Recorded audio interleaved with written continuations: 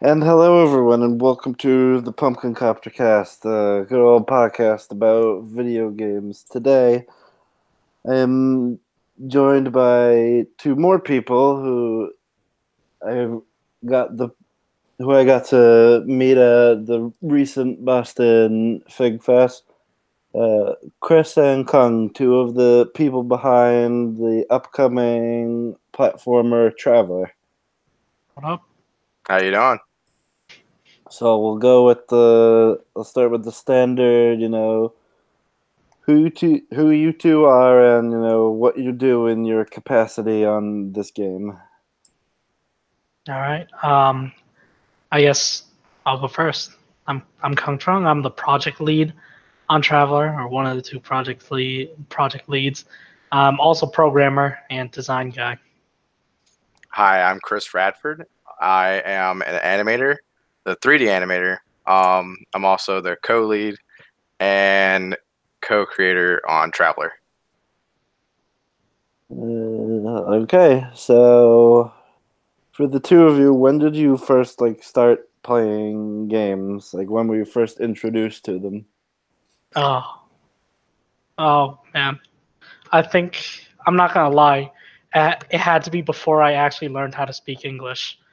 I, I was visiting somebody's house and they were playing this dumb Power Rangers fighting game with Megazords on an SNES, and I think that's as far back as I remember when it comes to games.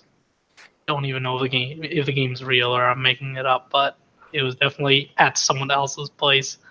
Definitely an NES, and definitely before I learned how to speak English. For me, it was so many years ago.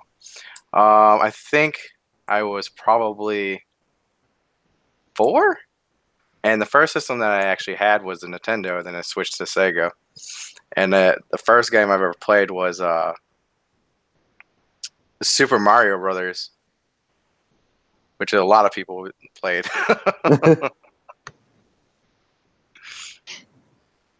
So, what would you say, like either then or now, were your favorite game and or games?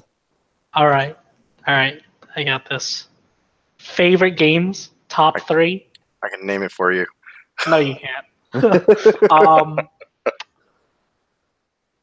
Cave Story. If anyone hearing this has never played Cave Story, it is an indie masterpiece, and I consider it like the original indie game that sort of spawned popularities.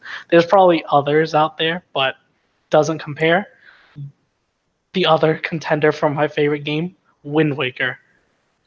It's just an amazing game. I can't really explain that. And then the last one, any game in the Monster Hunter series.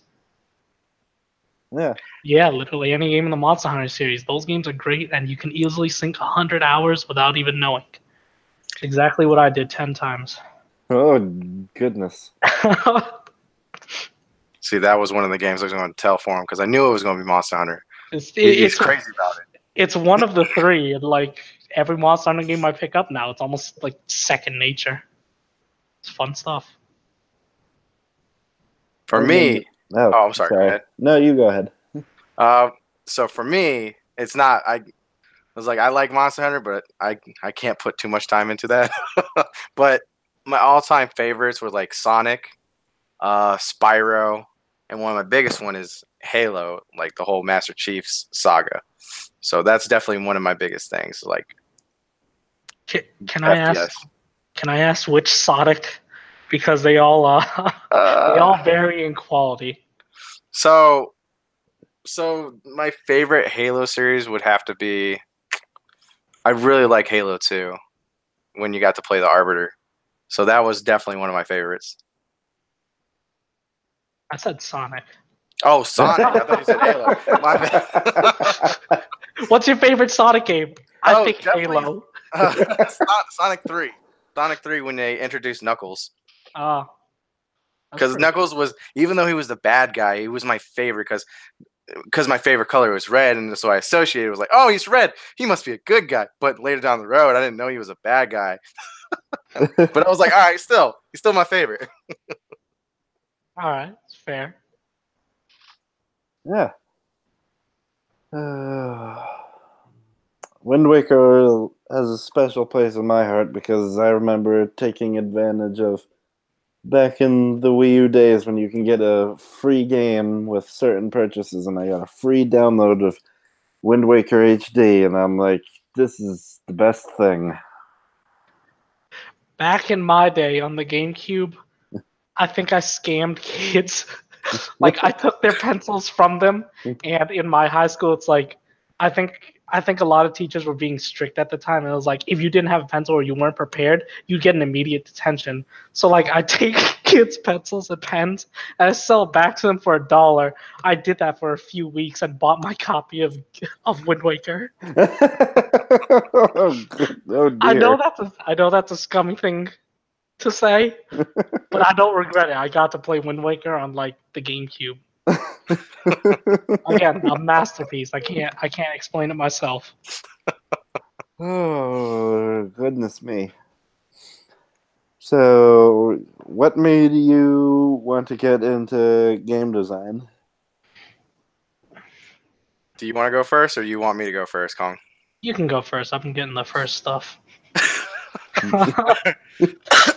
All right, so for me, for game design, I was in high school, and and I was like, I've gone through a bunch of phases. Like I wanted to be a football player, I wanted to be a singer, and I was like, those never stick. But then, I guess when I was more, I would have to say Halo was like one of the biggest reasons for me to actually get into game design, was because the whole graphic details, the movements, and all that jazz, and it kind of really stuck with me. And it was like, this seems pretty cool. It was like, I wonder how they do it, and I didn't really figure out how to approach it until like maybe like 6 years ago, 7 years ago, and I didn't really understand then.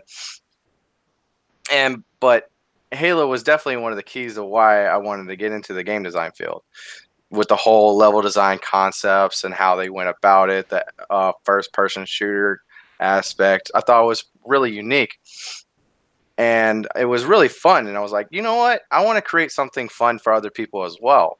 So that's why I decided to go into game design.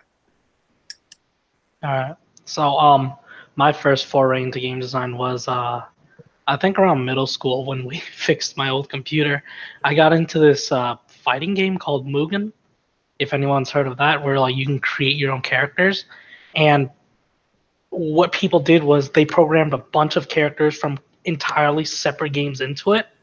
And at the time, I was just casually playing around with the game. I said to myself, "Oh, I want to know like how many Metal Sonics are out there."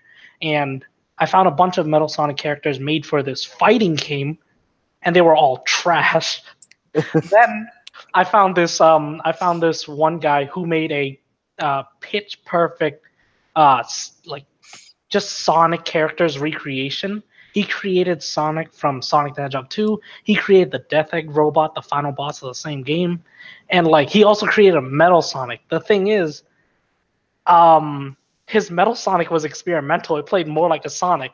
I didn't know that. I just saw Metal Sonic with original sprites and like the same moves that he had from Sonic CD, and I wanted it.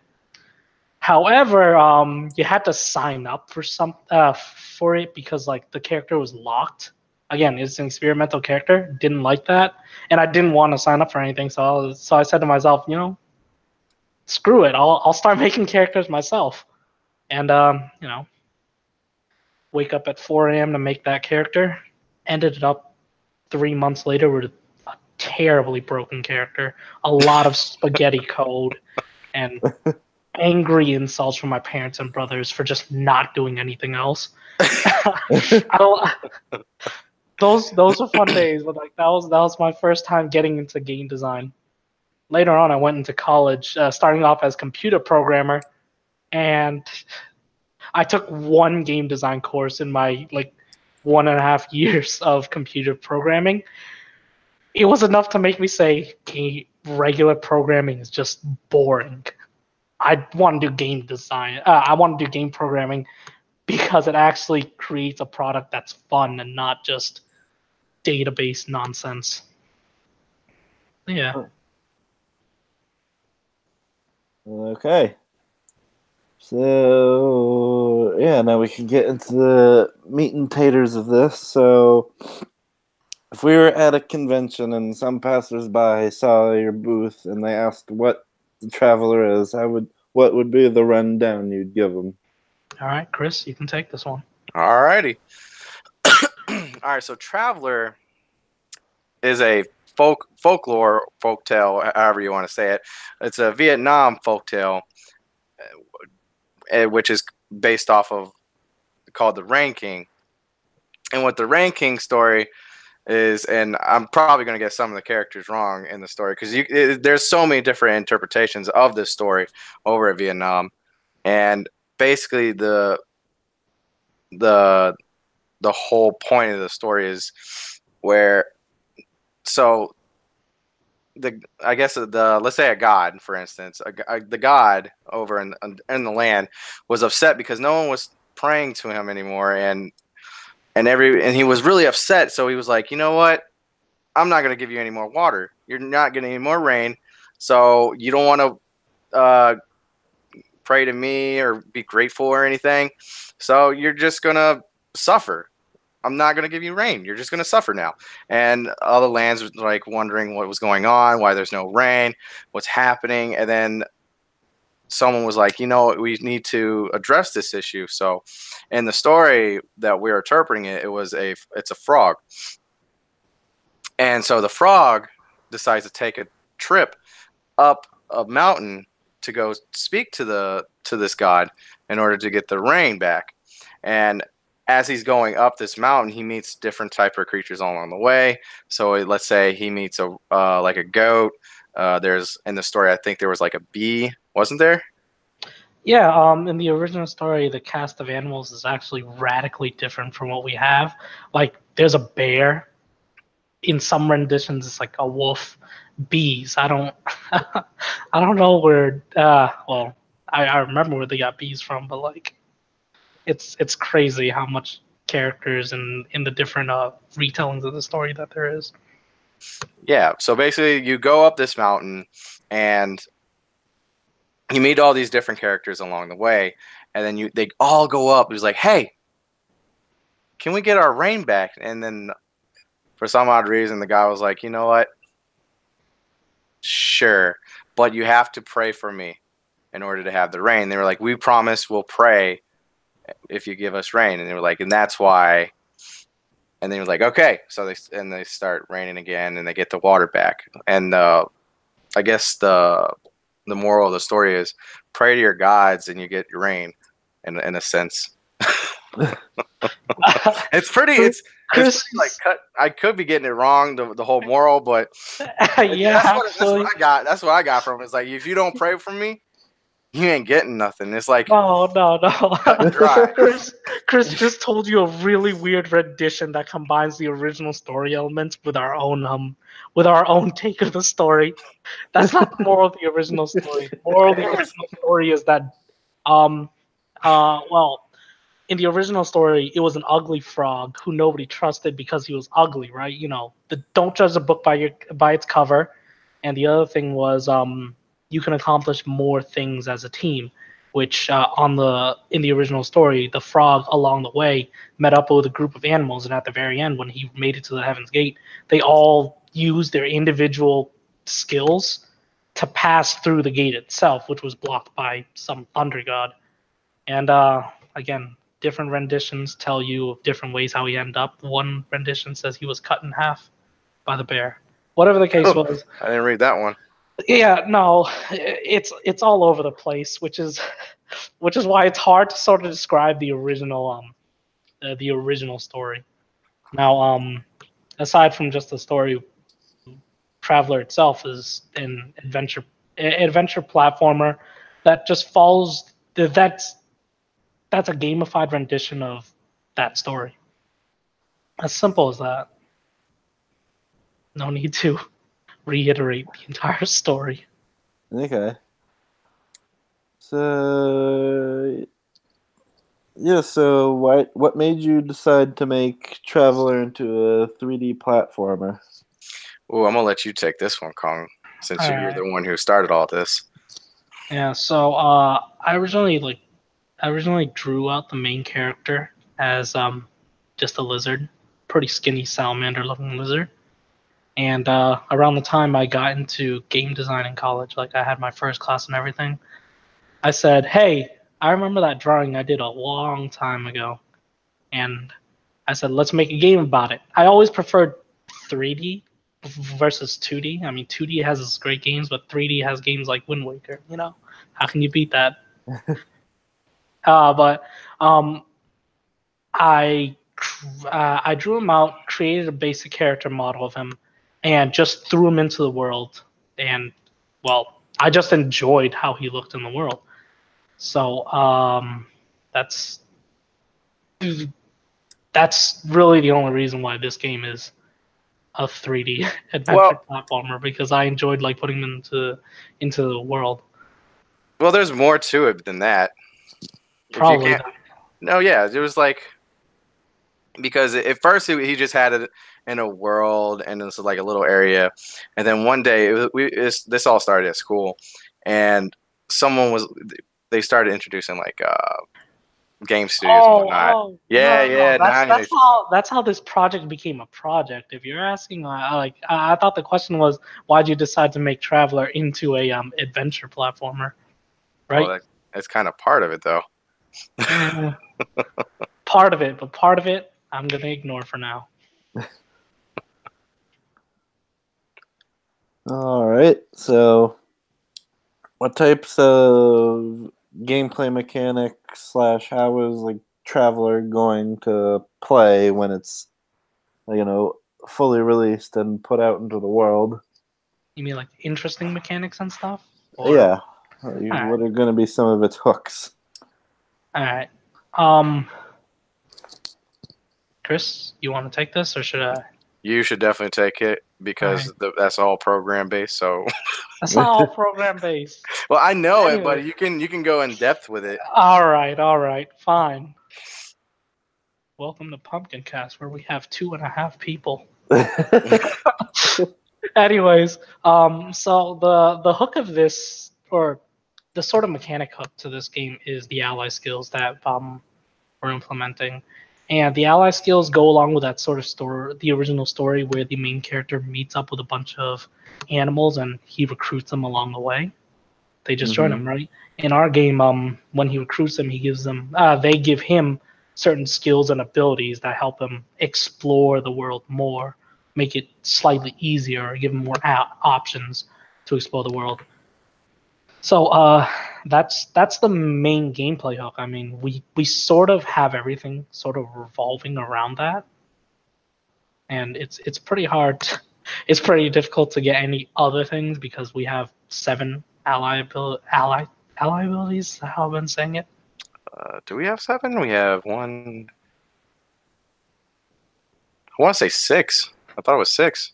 Whatever, numbers are wrong. Anyways, we have like we have 6 of these abilities that 6 or 7 of these abilities that affect the world around you that you can use to open up more options for yourself, and that's what we're just sort of focusing on instead of getting anything too I don't know, extreme. I don't want to add a mounting system or part destruction. We're going to be adding hats, though. Lots and lots of hats. Yeah, sure. To make your character look pretty. So, is there like an estimated date of release that you have going, or have you not? Yeah, gotten sure. that 2 far years yet? from now. That's a very minimum 2 years from now. Yeah, we're trying to shoot for 2 years, and the only reason because of that is we try to devote a lot of time to the game, but a lot of the team members have like full-time jobs right now, and it's more of like a side project. And we're really hoping, and we're trying to be able to work on it more and do more full-time work onto it. But for now, it's just a side type of project that we're just working on. Yeah. And that's why we're estimating for like 2 years. Now we're hoping like later down the road, if we get like enough backing, then we could probably work on a lot more than what we can. Maybe shorten the release date to like 1 year and 8 months or something. But it's all about like the time we were able to put into it, though. Yeah, it's a shame because like a lot of these games take just like 2-3 years. If a game takes forever, like Kingdom Hearts 3 and Final Fantasy 7's remake, let's just take them an entire decade. But like games generally take like 2 or 3 years to create, and yeah, working part-time to create the game is definitely not helping our cause. But we don't really have a choice for that. But we're gonna keep pushing on and hopefully get this done and then shipped out for y'all to play. Yeah. So when Traveler is released, are there any platforms you had to have a particular preference to bring it to? Absolutely. So the first platform that we're going to throw it out on is going to be on Steam. Mm-hmm. That's what we're hoping for. And then eventually down the road, we would like to put it on the Xbox and then on the Wii, on the Switch Not as well. Wii. Sorry, man. Yeah, by the time the game releases, your grandfather can play it on his iPhone. I guess you can say I had to switch it up a bit. Oh wow, that was terrible.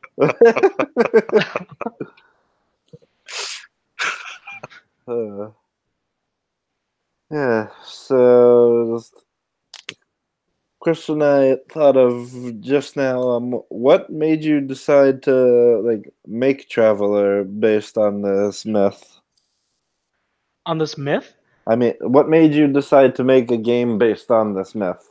Oh, I had back to character design. I had a cool character that I want to use, and old mythology is sort of easy to insert whatever you want to replace the characters. So like we have that original tale, right? Mm-hmm. It could be humans, it could be animals, it could be whatever you feel like it. And it was and that original mythology made it so easy for me to draw other cutesy animals and throw them into like this plot and still have them make sort of some sense. So again, it's just it fit the boot. So let's run with it. Okay. So now it's time for the question that anyone who's ever been on my show never misinterprets ever, and everyone always understands it perfectly, and there's never any confusion ever. Great, time to get it wrong. Yeah. In your opinion, is video games? Yes. Is video games? I got a perfect response for you. Maybe. My teacher tried pulling this stuff on me, and I'm like, if you want to give me just the basis of questions with no real structure, I'm going to give you the most basic of answers. Probably, maybe, I think so. Why not? Why not? Yeah. Okay, then. So, I know right now you're like focusing all your game thinking on Traveler, but in the future, are there any other genres you guys would be interested in exploring? Actually, yes. Yeah, it's actually funny that you say that. When Chris and I first started working together, we were actually planning this as like sort of endless, infinite runner on mobile devices, and when we started working on Traveler, we shelved it because mobile runners. But that's just one example of a game. I know Chris and I both have like a ton of other games that we create, and it's probably not plausible ideas, but do it anyways. Yeah, so definitely we want to try to. I want to try to get that mobile runner game out because it seems like a quick little thing. It's all procedural stuff, so it shouldn't take that long. But he doesn't program. He does not know know it. He does not know how long procedural generated levels. That's for you to figure out, though. Yeah, I know it's up for me to figure out. You can't say, "Oh, it's just a procedural endless runner. It should take us about 30 minutes." Yeah, but we have that type idea. There's another type of game I want to try to venture into. It's like probably a third person type adventure game. Um, and there's one he has another idea of concept. It's like a futuristic base. I don't know what type of game that would be. So he hasn't really spoken much about it. It's more like a hush hush thing, but that's another project that we might venture into as well. Yeah, or we might not, depending on my mood.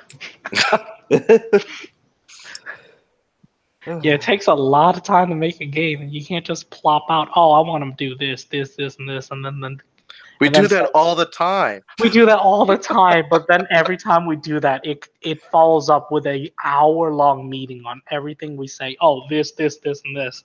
Yeah. It's like you come up with 7 things on the spot, and then you have to argue with each other 7 hours later on why those things do or don't make sense. And him and me do a lot of arguments, a lot of yelling back and forth. But for some odd reason, it works for us.